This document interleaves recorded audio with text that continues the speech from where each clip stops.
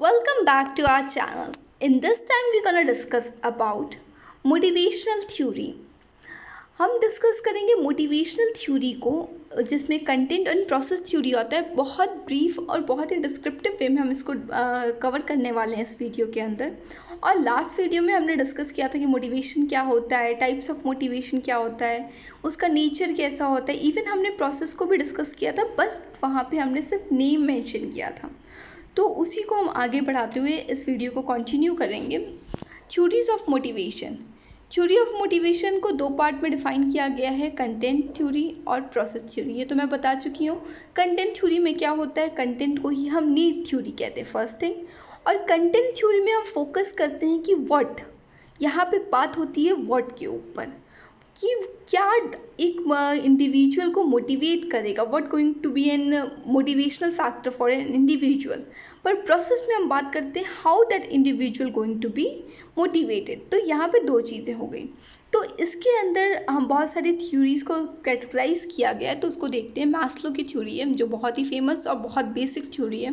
Heisenberg, McClelland, McGeorge and ERG and Mayo theory, ये आपकी हो जाती है कंटेंट थ्योरी में आती हैं। और प्रोसेस थ्योरी में आती हैं Adam equity, Vroom, Taylor, self efficiency, Skinner and Locker goal setting theory. ये सारी चीज़ें आपकी इसमें आती हैं प्रोसेस थ्योरी में। आइए हम उसको डिस्कस करते हैं विदाउट वेस्टिंग एनी टाइम। तो मैस्लो थ्योरी, मैस्लो बहुत बेसिक थ्योरी थी। इसमें हायरार्की लिखा हुआ है। हायरार्की क्या होता है, एक स्ट्रक्चर होता है जहाँ पे हम उसे फॉलो करते हैं, तो उसी को हम हायरार्की बोलते हैं। तो यहाँ पे आप देखिए इस पिक्चर में, इसमें लिखा हुआ है कि एक स्टेप बनाया गया, 5 स्टेप में इसको डिफाइन किया गया था। पहला स्टेप है फिजिकोलॉजिकल नीड, फिर आता है सेफ्टी नीड, फिर आता है लव एंड बिलोंगिंगनेस, फिर आता है एक्सट्रीम, फिर आता है आपका सेल्फ एक्चुअलाइजेशन। तो इसमें क्या होता है, एक इंडिविजुअल, आप नीचे से हमेशा, इस थ्योरी में आप हमेशा नीचे से ऊपर जाएंगे, ठीक है। तो पहला स्टेप होता है आपका फिजिकोलॉजिकल नीड। फिजिकोलॉजिकल नीड्स, नाम से ही लग रहा है कि यहाँ पे कुछ फिजिकल चीज़ों की बात की जा रही है जो उसकी ज़रूरत होगी, उसकी फिजिकली उसको नीड होगी, जैसे air, food, shelter, sleep, clothing. तो ये सारी चीज़ों को एक पर्सन को, एक इंडिविजुअल को इसकी बेसिक नीड होती है। इससे हम लोग इसकी बेसिक नीड भी हम उसको कह सकते हैं कि ये बेसिक नीड को कवर करता है। जब वो बंदे के पास, उस इंडिविजुअल के पास बेसिक नीड उसकी कवर हो जाती है, जब वो बेसिक नीड अपनी फुलफ़िल कर लेता है, तब वो आगे बढ़ता है सेफ्टी पे। सेफ्टी पे क्या बात होती है, चलिए अब उसको खाना मिल गया, रहने के लिए शेल्टर मिल गया, सब हो गया। तो अब उसको क्या मोटिवेट करेगा, क्या ज़्यादा अट्रैक्ट करेगा, उसकी सेफ्टी, उसकी जो सेफ्टी कंसर्न है वो करेंगे। वो पर्सनल सिक्योरिटी हो सकती है, एम्प्लॉयमेंट हो सकता है, रिसोर्स हो सकता है, हेल्थ हो सकती है, प्रॉपर्टी। अब वो अपने आप को सिक्योर करने की कोशिश करेगा, और उसके जब भी उसको कुछ मोटिवेट करना होगा या फिर कुछ उसको मोटिवेशनल फैक्टर होगा, वो उसका सिक्योरिटी पर डिपेंड करेगा। फिर वो बंदा अगर यहाँ पे भी उसने फुलफिल कर लिया है, तो अब वो आएगा लव एंड बिलोंगिंगनेस। अब वहाँ पे अपनी वो अब सोशल होएगा, वो सोशल होकर फ्रेंडशिप करेगा, फैमिली बनाएगा, सेंस ऑफ कनेक्शन, ये सारी चीज़ें। मतलब अब वो एक ग्रुप चाहता है, एक सोशल ग्रुप चाहता है, जहाँ पे वो खुद को इस्टेब्लिश करके एक बॉन्ड, रिलेशनशिप बनाना चाहता है। फिर वहाँ से जब उसकी फुलफिलमेंट हो जाती है या फिर वो फुलफिल कर रहा है, तो उसके अंदर डिज़ायर होती है एक्सट्रीम को फुलफिल करने की। उसका जो सेल्फ एस्टीम है, उसका जो स्टेटस है, अब उसको कुछ पहचान बनानी है। अब उसने एक ग्रुप बना लिया, अब उस ग्रुप में उसको एक पहचान चाहिए, उसके लिए वो काम करेगा। तो यहाँ पे एक्सट्रीम आता है। फिर आता है एकदम अपर मोस्ट सेल्फ एक्चुअलाइजेशन। यहाँ पे उसको सेल्फ एक्चुअलाइजेशन होता है कि उसको लाइक एकदम उसकी नीड जो होती है एकदम उस पे पहुंच जाती है, पीक पे पहुंच जाती है, desire to become the most that one can be. अब उससे ज़्यादा कुछ उसकी नीड जनरेट नहीं होगी। तो ये पूरा एक हायरार्की इन्होंने दिया हुआ है। मास्लो ने कहा है कि ये जो किसी की नीड होती है, वो एक हायरार्की में ऊपर जाती है और वैसे ही वो अचीव करता है चीज़ें और वैसे ही वो मोटिवेट करता है। तो इसके बेसिक चीज़ें हम पढ़ लेते हैं। लोअर सेटिस्फाइड नीड, जो हमारी लोअर सेटिस्फाइड नीड होती है, बिकम द डोमिनेंट, जो हमारी लोएस्ट होती है। हो सकता है, पॉसिबल हो सकता है कि आपकी जो बेसिक नीड है वो आप फुलफिल कर चुके हों, बट आपकी सेफ्टी वाली नीड आपकी सबसे लोएस्ट होगी। ठीक है, आपने बेसिक तो कंप्लीट कर लिया, फिजिकोलॉजिकल नीड आपकी फुलफिल्ड है, बट जो आपकी लोएस्ट होगी वो आपकी सेफ्टी नीड होगी। तो अब आप उसको छोड़ के अब आप उसके लिए मोटिवेट हो गए, अब अपने नेक्स्ट वन के लिए मोटिवेट हो गए। तो वही ये कह रहे हैं कि लोएस्ट अनसेटिस्फाइड नीड जो होती है वो बिकम हो जाती है dominant and most powerful and significant need. उस टाइम, उस फेज में वो सबसे ज़्यादा पावरफुल और सिग्निफिकेंट नीड बन जाती है उस इंडिविजुअल के लिए, और वो नीड ही उसको मोटिवेट करती है बेटर परफॉर्म करने के लिए, सब कुछ अचीव करने के लिए। The most dominant need activate an individual to start fulfilling act to fulfil it. तो अब क्या करता है वो, तो अब उसको नीड है और बहुत डोमिनेटिंग नीड है, तो अब वो बंदा चाहेगा कि वो नीड फुलफिल हो जाए। उसी को फुलफिल करने के लिए वो उसका जो परफॉर्मेंस होता है वो बेटर होता है, उसकी जो थिंकिंग होती है वो एक्शन में टर्न हो जाती है। Satisfied need do not motivate, तो जो आपको मिल गया है उससे आप मोटिवेट नहीं होते हो, फिर आपकी नीड्स और बड़ी हो जाती हैं। तो यही कह रहे हैं कि सेटिस्फाई नीड नहीं डोमिनेट करती हैं। तो अभी अगर इस हायरार्की की बात की जाए तो मोस्ट डोमिनेंट नीड कौन सी होगी? फिजिकोलॉजिकल होगी। और मोस्ट इवलेटेड नीड ऑफ टाइप्स क्या होगा? सेल्फ एक्चुअलाइजेशन, जो सबसे हायर नीड है इस हायरार्की में। फिर ये फर्दर डिवाइड करते हैं नीड को दो पॉइंट में। डेफिशिएंसी नीड, ये इन्होंने बोला है कि डेफिशिएंसी नीड होती है और एक ग्रोथ नीड होती है। डेफिशिएंसी नीड में ये चारों नीड उनकी आती है, फिजिकोलॉजिकल, सिक्योरिटी, सोशल और एक्सट्रीम नीड। बट जो ग्रोथ है वो सिर्फ सेल्फ एक्चुअलाइजेशन में आता है। तो ये भी ये थोड़ा एक्स्ट्रा पॉइंट है, पर आपको ये पता होना चाहिए अगर आप नेट की प्रिपरेशन कर रहे हो या फिर ये डिटेल में आप पढ़ रहे हो तो। अब आते हैं ERG। तो पहले हम इसके फुल फॉर्म समझ लेते हैं, क्योंकि फुल फॉर्म वाले क्वेश्चंस बहुत आते हैं और ये क्वेश्चन आया हुआ है लास्ट ईयर्स में। अगर आप प्रीवियस ईयर सॉल्व कर रहे हो तो आपने नोटिस किया होगा। तो E हो गया आपका एग्जिस्टेंस, R हो गया रिलेटेडनेस और G हो गया ग्रोथ। तो ये क्या होता है? एग्जिस्ट करने के लिए आपका, अगर आप मैस्लो थ्योरी से थोड़ा सा इसको कोरिलेट करोगे तो आपको एग्जिस्ट करने के लिए दो चीज़ें आपको चाहिए। एग्जिस्टेंस में इन्होंने दो चीज़ें डाली हुई हैं, साइकोलॉजिकल नीड को डाला है और सिक्योरिटी को डाला है। तो आपकी जो भी फिजिकोलॉजिकल नीड थी, मतलब जो आपकी बेसिक नीड थी, उसको आप एग्जिस्टेंस में आपके लिए इम्पोर्टेंट हो जाएगा। और जो सिक्योरिटी है, तो आप सिक्योर होना चाहते हो, आप एक प्रॉपर्टी चाहते हो या फिर आप XYZ जैसे भी आप सिक्योर होते हो, वैसी ही वो नीड आपकी एग्जिस्टेंस में आ जाती है। और रिलेटेडनेस में क्या आती है? आपकी सोशल नीड, जो आप फैमिली बनाते हो या फिर आप एक फ्रेंड ग्रुप बना रहे हो या फिर एक आप कल्चर ग्रुप बना रहे हो, कोई भी XYZ कोई भी ग्रुप में आप अगर इन्वॉल्व हो रहे हो, कुछ भी आप एक सोसाइटी में रहकर कुछ काम कर रहे हो, तो वो आपकी सोशल नीड में आ जाती है। और इसमें एक और चीज़ आती है एक्सटर्नल सोशल एक्सटीम।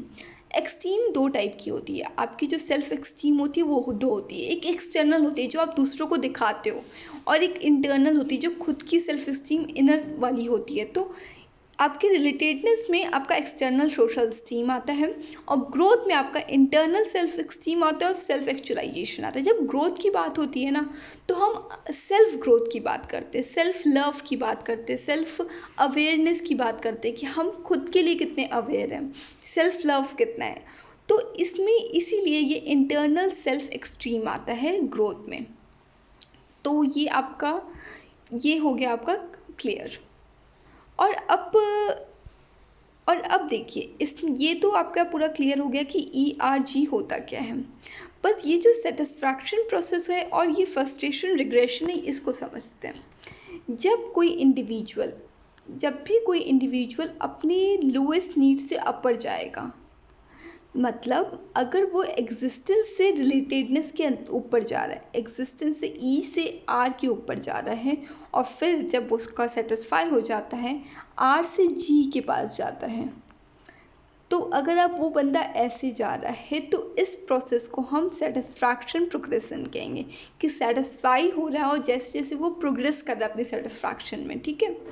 बट समटाइम ये होता है कि कोई एक इंडिविजुअल वो अपनी सबसे हाईएस्ट, सबसे जो पीक वाली नीड होती है उस वो भी फुलफिल कर चुका है, वहाँ से भी उसको सेटिस्फैक्शन अचीव हो गई है, बट वो फिर उसके बाद वो अपनी लोअर नीड के ऊपर आता है, फिर वो, और मान लीजिए वो सेल्फ एक्चुअलाइजेशन, सेल्फ स्टीम सब कुछ उसके पास हो गया, वो फुलफिल हो गया है, बट उसको समवेयर फील हो रहा है कि उसको अपनी फैमिली की ज़्यादा इंपॉर्टेंस देनी चाहिए थी, या फिर अपनी फैमिली से सोशल ग्रुप में ज़्यादा वो इन्वॉल्व होना चाहता है, अब उसको वो ज़्यादा इंपॉर्टेंस दे रहा है इससे ग्रोथ से ज़्यादा, तो वो नीचे आ रहा है। अब वो जी से आर की तरफ आ रहा है, तो इसे कहेंगे फ्रस्ट्रेशन रिग्रेशन, ठीक है। 2 पॉइंट्स हो गए, सेटिस्फैक्शन प्रोग्रेशन और फ्रस्ट्रेशन रिग्रेशन। सेटिस्फैक्शन प्रोसेस में लोअर टू हायर जाता है और फ्रस्ट्रेशन रिग्रेशन में हायर टू लोअर आता है। दैट्स ऑल, यही 2 पार्ट था। अब इसको पढ़ लेते हैं।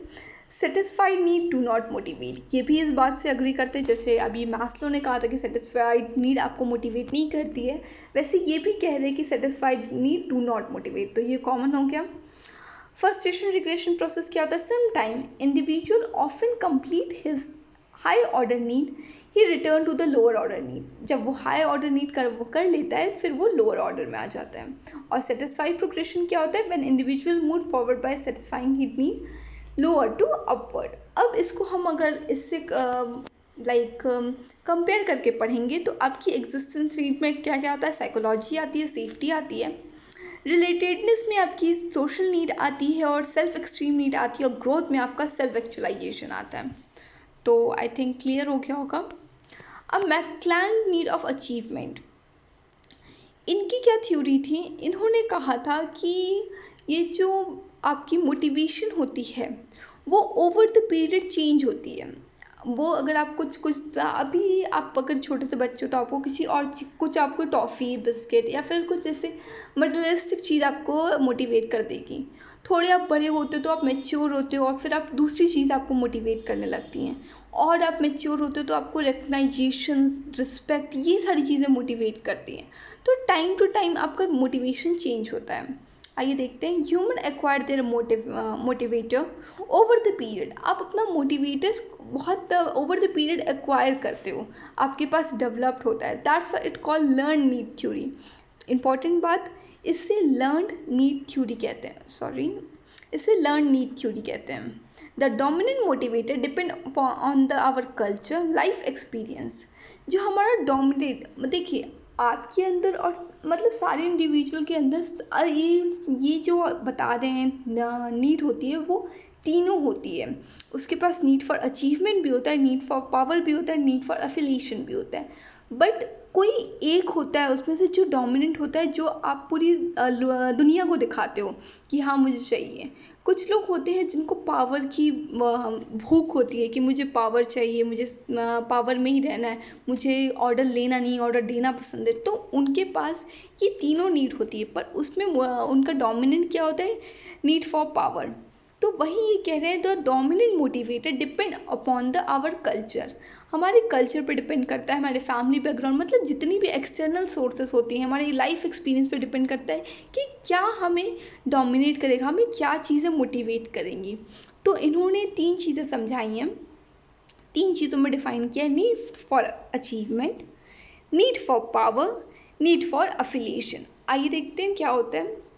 अचीवमेंट क्या होता है? यहाँ पे आप ड्राइव टू सक्सीड, आपको कैसे भी करके सक्सेस चाहिए, आपको अचीवमेंट चाहिए।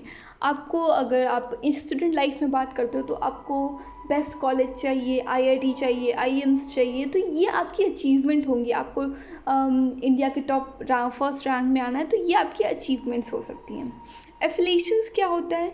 जब आप इंटरपर्सनल रिलेशनशिप मेंटेन करते हो, आप सोशल होना स्टार्ट करते हो, आपको फैमिली, सोसाइटी और ये सारी चीज़ों से ज़्यादा कनेक्टेड फील होता है। आप इतना नहीं चाहते कि हाँ मैं बहुत अच्छे कॉलेज में, आपको लगता है चलो कोई बात नहीं, घर के पास ही जो कॉलेज मिल जाए वहीं पे रह लेंगे, फ्रेंड्स के साथ रहेंगे, फैमिली के साथ रहेंगे एटलीस्ट। तो ये वाली जो फीलिंग होती है, और अगर आप इस सारी चीज़ों से मोटिवेट होते हो तो ये आपका नीड फॉर एफिलिएशन आता है। और नीड फॉर पावर नाम से ही लग रहा है कि आप पावर को लेकर ज़्यादा मोटिवेटेड होगे।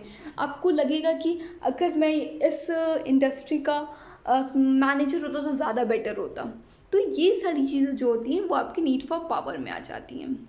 तो इन्होंने आइडेंटिफाइड 3 मोटिवेटर, तो इन्होंने 3 मोटिवेटर को डिफाइन किया था। कौन कौन से हैं? Need for achievement, need for affiliation और need for power.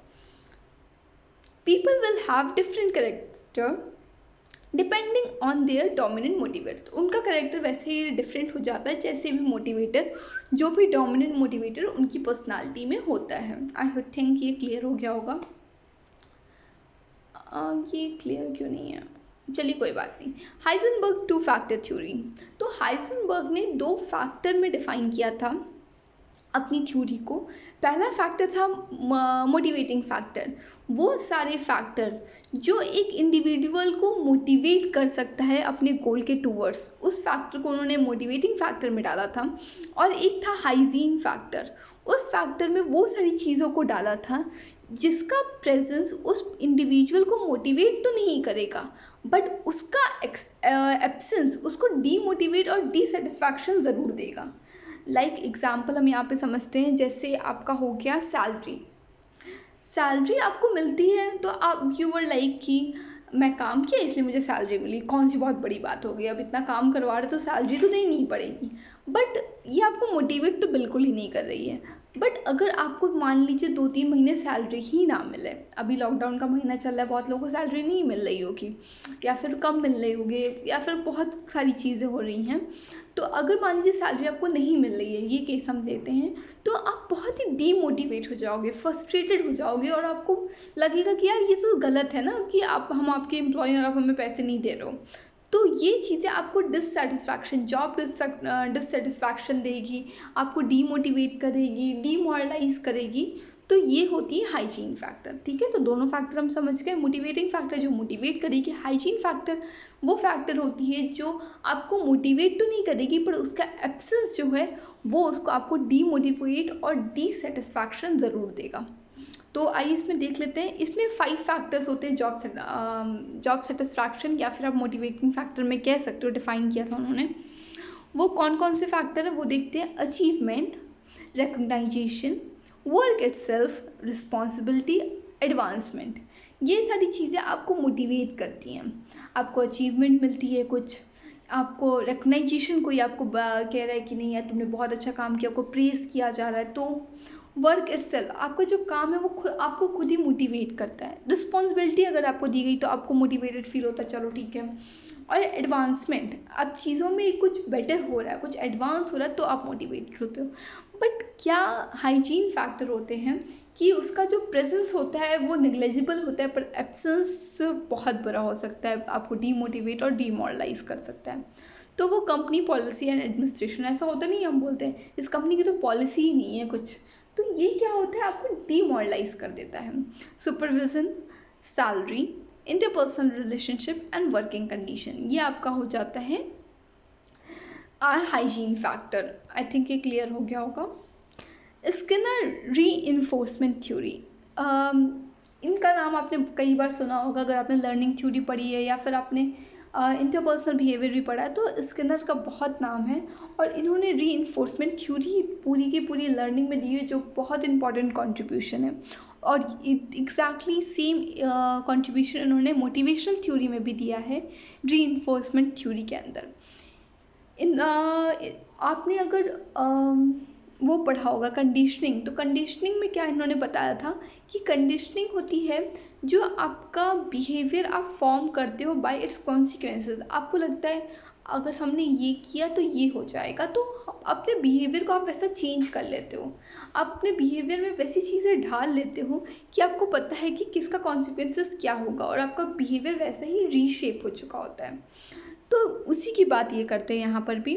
Based on the Skinner operant conditioning theory, behaviour can be form by it's consequences. तो आप कॉन्सिक्वेंसेस के अकॉर्डिंग अपने बिहेवियर को जब फॉर्म करोगे तो इसे हम कहेंगे रीइंफोर्समेंट।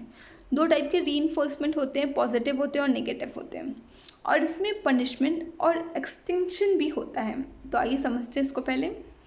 पॉजिटिव पॉजिटिव रीइंफोर्समेंट क्या होगा?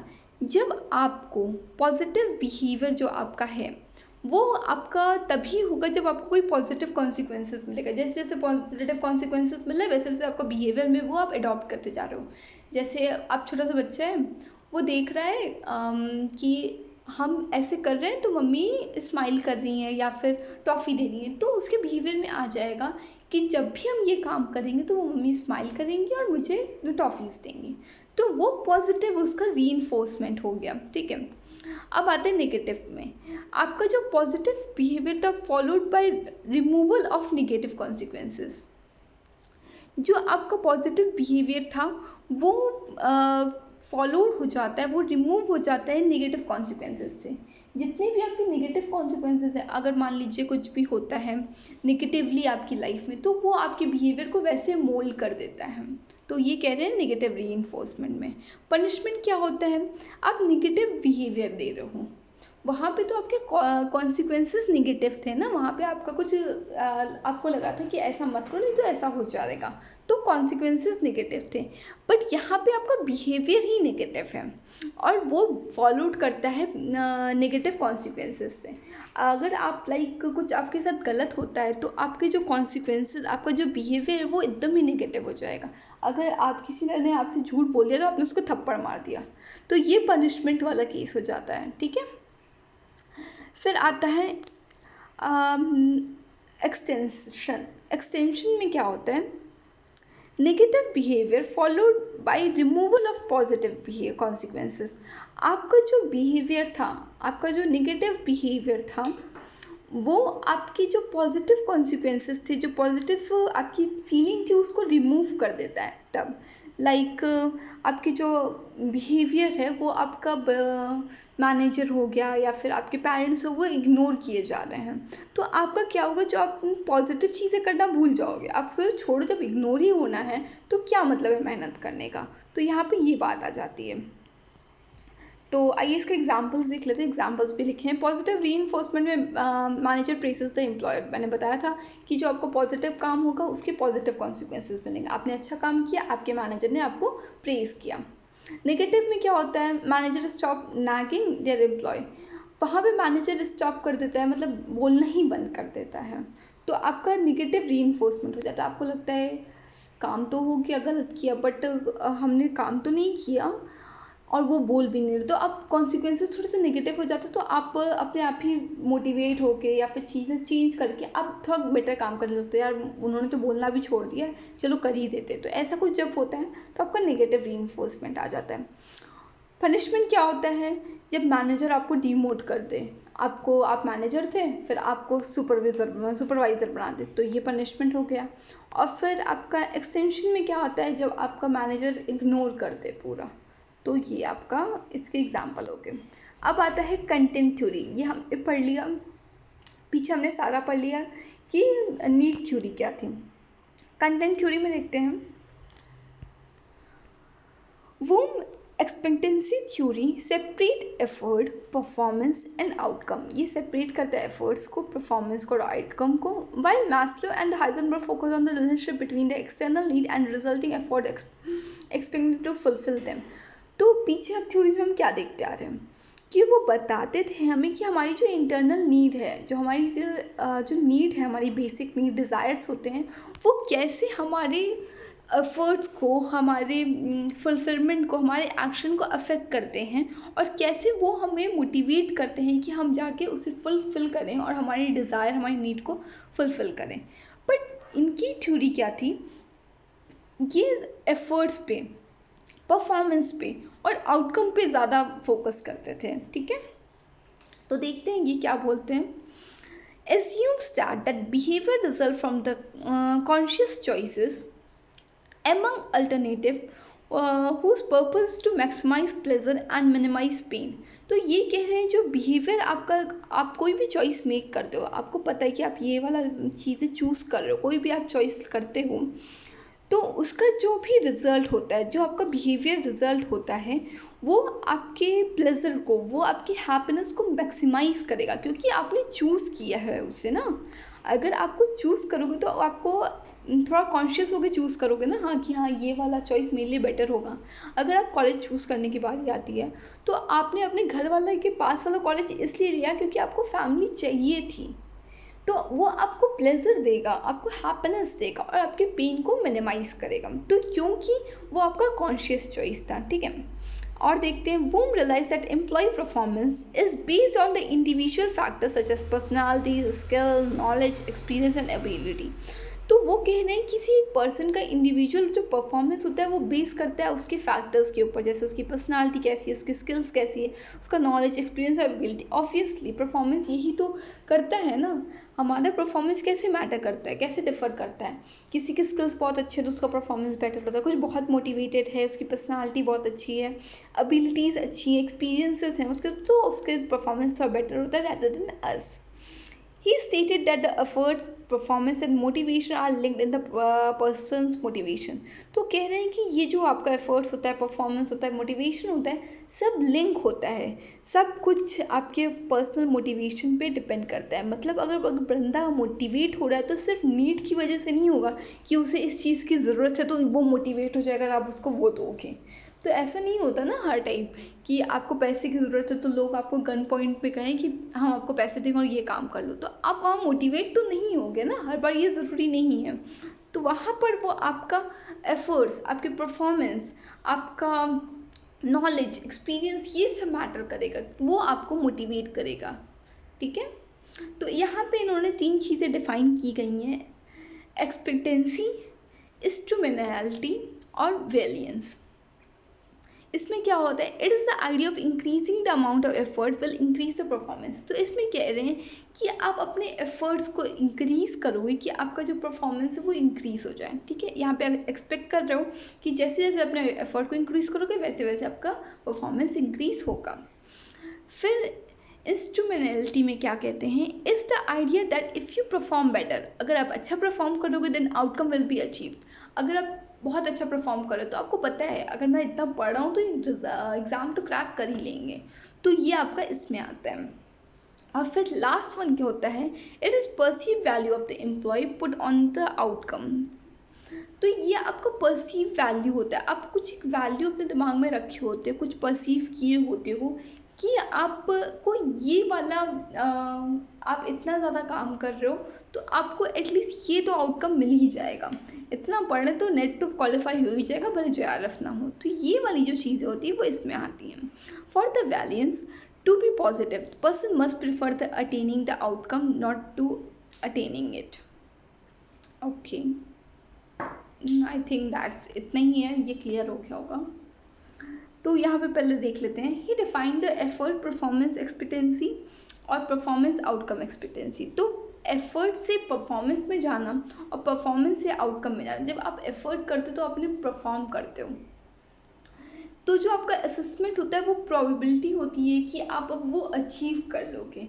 जब आप एफर्ट करते हो, कुछ परफॉर्म करते हो, तो आपके पास एक आशा हो जाती है, एक होप होता है कि हाँ एटलीस्ट ये तो कुछ ना कुछ आपके रिजल्ट आएंगे और आपका परफॉर्मेंस लेवल जो है भी है इंक्रीज होगा।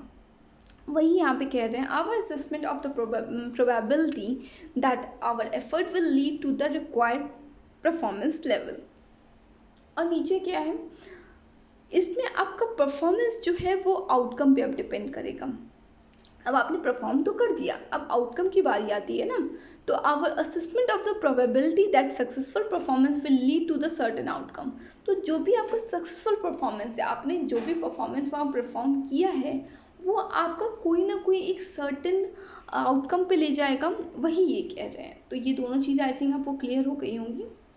अब आते हैं नेक्स्ट थ्योरी में जिसका नाम है porter loyal theory of motivation.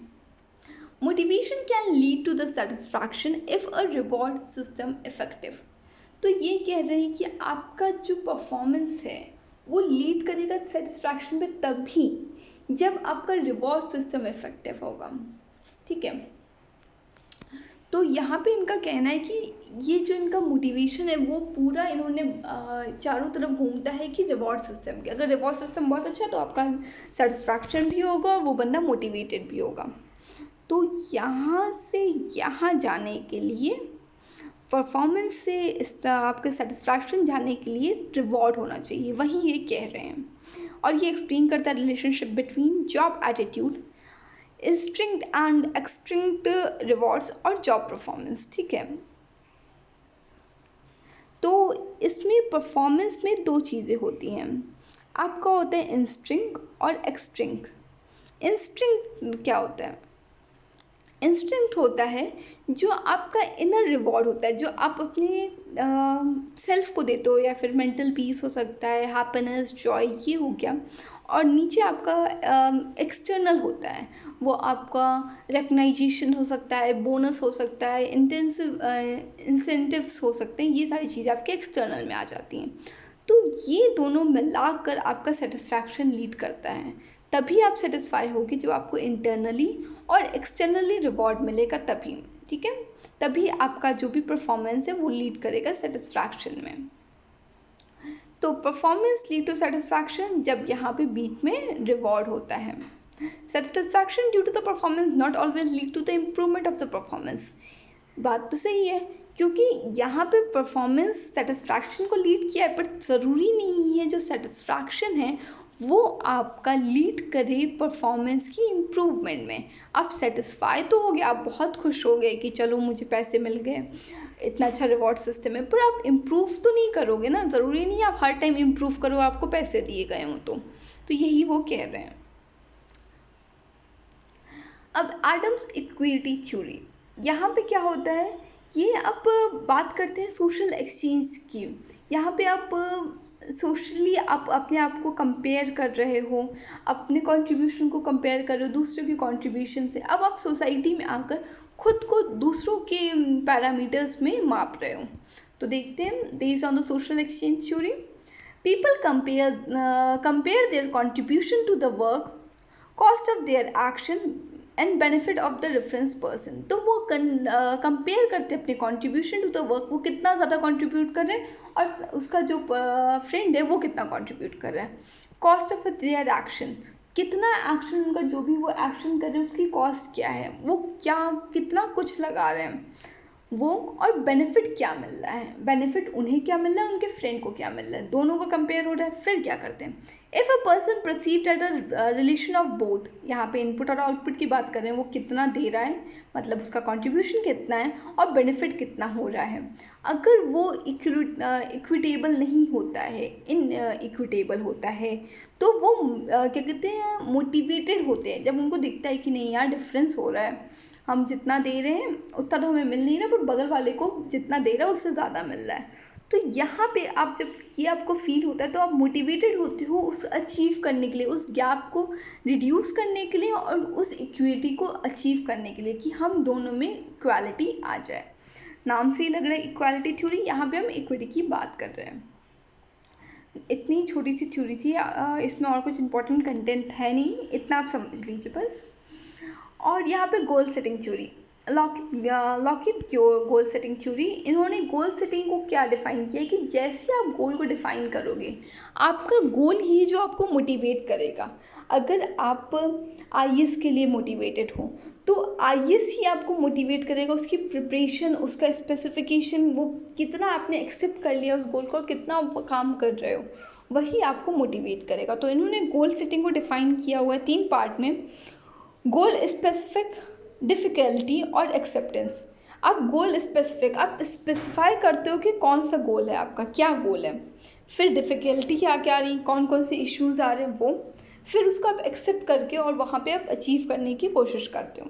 और ये आपका साइकिल चलता होता है, एक गोल अचीव होता है, नेक्स्ट गोल पे जाते हो, फिर वो गोल आपको मोटिवेट करने लगता है, ये बात होती है। अब आते हैं एक्स वाई थ्योरी में, ये बहुत ही फेमस और बहुत ही सिंपल सी थ्योरी है, X and Y theory. X theory क्या बोलता है कि जो हमारे लेबर होते हैं, जो हमारे वर्किंग क्लास होती है, वो मोटिवेटेड नहीं होती, सेल्फ मोटिवेटेड नहीं होती, वो थोड़ी सी लेज़ी होती है और उसको हमें मोटिवेट करने की टाइम टू टाइम पनिशमेंट या फिर रिस्ट्रिक्ट करने की ज़रूरत होती है। आइए हम देख लेते हैं एटीट्यूड कैसा होता है एक्स थ्योरी में। वी डिसलाइक वर्क, हमें काम नहीं पसंद है, बिल्कुल नहीं। Find it boring and it will avoid if it we can, हम काम को या फिर एक पर्सन को, अगर यहाँ पे हम पूरे सोसाइटी को लेके चलें तो वो हम लोग को काम नहीं समझ आता, बहुत बोरिंग भी लगता है और हम पूरा टाइम कोशिश करते हैं कि हम उसे अवॉइड करें। ये हमारा एटीट्यूड है। और डायरेक्शन क्या होता है, वी मस्ट बी फोकस्ड और concrete to make the right effort. हम हमेशा फोकस्ड होते हैं कि हम राइट चीज़ें करें, बट हम थोड़े से लाइक लेजी हो जाते हैं यहाँ पर। Responsibility, we would rather be directed than accept the responsibility which we avoid. हम क्या करते हैं यहाँ पर, हम चाहते हैं कि हमें कोई बता दे कि क्या करना है, रिस्पॉन्सिबिलिटी मत दो, हम खुद से नहीं कर पाएंगे, तुम बताते जाओ, हम करते जाएंगे। तो यहाँ पे इनका ये बिहेवियर होता है रिस्पॉन्सिबिलिटी के रिगार्डिंग। मोटिवेशन कैसे होता है, we are motivated mainly by the money and the fear about their job security. तो यहाँ पे हम सिर्फ पनिशमेंट से डरते हैं और मोटिवेट होते हैं सिर्फ पैसे से, या फिर हमें लगता है यार काम कर लेते नहीं तो ये बॉस निकाल देंगे। तो ये सारी जब चीज़ें होती हैं तो वैसे हम मोटिवेट होते हैं एक्स थ्योरी के अंदर। और क्रिएटिविटी क्या होती है, most of us having little creative होते हैं, पर हम उसको छोड़ देते हैं जब कुछ रूल्स एंड रेगुलेशन तो हमें लगता है रहने दो, उनका काम है, उन्हीं को कर लेने दो। तो ये एक्स थ्योरी है। वाई थ्योरी में क्या होता है, इसका कम्प्लीटली अपोजिट आप समझ जाओ। इसमें हम वर्क को डिसलाइक कर दें, यहाँ वर्क हमें अच्छा लगेगा, हम इंटरेस्ट लेंगे, हम खुद से इनिशिएट करेंगे। डायरेक्शन क्या होता है, हम सेल्फ डायरेक्टेड होते हैं, हमें टारगेट पता होता है, हम चीज़ों को एक्सेप्ट करके खुद ही करने लगते हैं। रिस्पॉन्सिबिलिटी, हम हमेशा सीख करते हैं, हम ढूंढते रहते हैं कि हमें कोई रिस्पॉन्सिबिलिटी थमाए, हम रिस्पॉन्सिबल होते हैं, हम चीज़ों को समझना चाहते हैं और खुद से अपने लिए और दूसरे कंपनी के वेलफेयर के लिए काम करना चाहते हैं। और यहाँ पे हम मोटिवेटेड होते हैं, राइट कंडीशन होती है, we are motivated to realise our own potential. यहाँ पे सब कुछ अच्छा अच्छा होता है, अब समझ जाओ। एक्स थ्योरी में सब कुछ नेगेटिव नेगेटिव हो रहा था और वाई थ्योरी में सब कुछ अच्छा अच्छा हो रहा था। और आती है जेड थ्योरी। नहीं, ये आई थिंक एक्स थ्योरी का ही डिस्क्रिप्शन है, या एक्स थ्योरी का ही डिस्क्रिप्शन है, इसको एक बार हम जस्ट रीड आउट कर लेते हैं। Work in an organization that are managed like that be repetitive and the people are often motivated with a carrot and stick approach। ये carrot और stick से मतलब अगर आप carrot दोगे तो वो motivated होंगे, stick दोगे मतलब कि आप अगर अच्छा काम करोगे तो आपको carrot मिलेगा, मतलब रिवॉर्ड मिलेगा, अगर आप गलत करते हो तो आपको पनिश किया जाएगा, इससे वो मोटिवेट होते हैं। Performance appraisal and remuneration are usually based on the tangible result. ये सब कुछ टैंजिबल रिजल्ट मतलब अगर आपका सेल्स अच्छा हुआ, आपने टारगेट अचीव कर लिया, तभी आपके परफॉर्मेंस को मेज़र किया जाएगा, ठीक है। अगर आपने सेल्स अच्छी की है तो हाँ आप अच्छे एम्प्लॉय हो, अगर आपने नहीं अच्छी की तो आप बुरे एम्प्लॉय हो, आपको पनिशमेंट मिलेगी, आपका बोनस नहीं मिलेगा। तो ये सारी चीज़ें। The style of management assume that the worker, यहाँ पे ये एज्यूम करते हैं मैनेजमेंट, आपका जो मैनेजर है वो एज्यूम करता है जो वर्कर होते हैं डिसलाइक करते हैं वर्क को, अवॉइड करते हैं रिस्पॉन्सिबिलिटी को, कंट्रोल होना चाहते हैं, फोर्स होना चाहते हैं वो, और वो उनको सुपरवाइजी की ज़रूरत है हर एक स्टेप पे, और उनको इंसेंटिव कुछ नहीं, मतलब उनको इंसेंटिव की कोई ज़रूरत नहीं होती है, उनको बस नीड होता है कि उनको जब तभी अवार्ड दिया जाए जब वो अच्छा काम करें। ये हो गई X theory. Y theory totally opposite है, हैप्पी टू वर्क होता है, more involve in the decision making, self motivated होते हैं, इंजॉय करते हैं ownership of their own work, responsibility सीख करते हैं, उनका खुद का सेल्फ डायरेक्टेड होते हैं, और क्या करते हैं ये थोड़े से क्रिएटिव होते हैं, इमेजिनरी होते हैं। तो ये सारी चीज़ें एकदम अपोजिट आप समझ लें, एक्स का अपोजिट वाई होता है। अब आते हैं जेड, ये थोड़ा सा डिफरेंट है। ये विलियम उची डेवलप किए थे जेड थ्योरी को, ये जापानीज थे।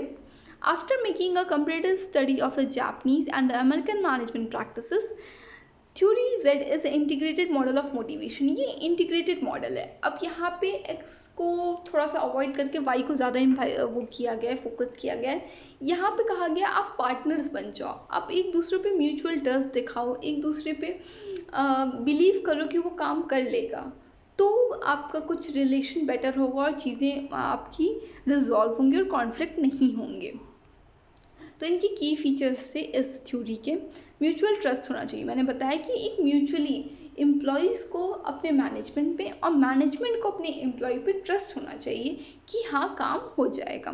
स्ट्रॉन्ग बॉन्डिंग होनी चाहिए ऑर्गेनाइजेशन और एम्प्लॉयज़ के बीच में। एम्प्लॉय इन्वॉल्वमेंट, कोई भी डिसीजन मेकिंग हो रहा है तो उसमें अपने एम्प्लॉय का इन्वॉल्वमेंट लीजिए, तो वो बहुत लाइक नाइस फील करता है, सेल्फ बिलोंगिंगनेस वाली फीलिंग आती है कि हाँ मेरा भी कुछ इंपॉर्टेंस है। इंटीग्रेटिव ऑर्गेनाइजेशन रखिए, कोई बहुत कॉन्क्रीट ऑर्गेनाइजेशन नहीं रखने की ज़रूरत है। कोऑर्डिनेशन कीजिए, हर एक लेवल ऑफ मैनेजमेंट, हर एक लेवल ऑफ वर्क से कोऑर्डिनेट कीजिए। इनफॉर्मल कंट्रोल सिस्टम, बहुत फॉर्मल मत होइए, हर बात पे आप पेनाल्टीज मत लगाइए, हर बात पे आप पनिशमेंट ना दीजिए, थोड़ा इनफॉर्मल कंट्रोल सिस्टम कीजिए, थोड़ा फैमिलियर होकर, थोड़ा सा इजी गोइंग होके, तो आपकी चीज़ें ज़्यादा बेटर होंगी। और ह्यूमन रिसोर्स डेवलपमेंट, अगर आप HRD करोगे तो सिंपल सी बात है, आपका एम्प्लॉयज़ कनेक्टेड होगा। तो आई थिंक दैट्स ऑल, ये आपका मोटिवेशनल थ्योरी था। आई थिंक थोड़ा सा लंबा हो रहा है, पर बहुत ही इंटरेस्टिंग टॉपिक है और बहुत ही डिटेल स्टडी हमने की है इस टॉपिक की। आई थिंक अब कोई भी क्वेश्चन इससे आएंगे तो हम बहुत ईजली कर लेंगे। That's it. इसके आपको नोट्स चाहिए तो मैं डिस्क्रिप्शन में टेलीग्राम का लिंक डाल दूँगी, आप वहाँ से ले लीजिएगा। और सेकंड, आपका फर्स्ट वीडियो का भी लिंक मैं नीचे प्रोवाइड कर दूँगी, तो इजी हो जाएगा कि आप एक बार मोटिवेशन को समझ के फिर इस पे आएंगे तो बहुत इजी हो जाएगा आपके लिए। That's all, thank you.